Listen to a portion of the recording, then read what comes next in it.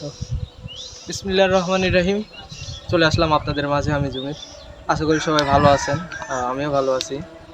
তো প্রতিদিনের মতন আমি আবারও আজকে ভিডিও নিয়ে আসতেছি নতুন একটা। তো যাই হোক, সবাই লাইক কমেন্ট করবেন। এবং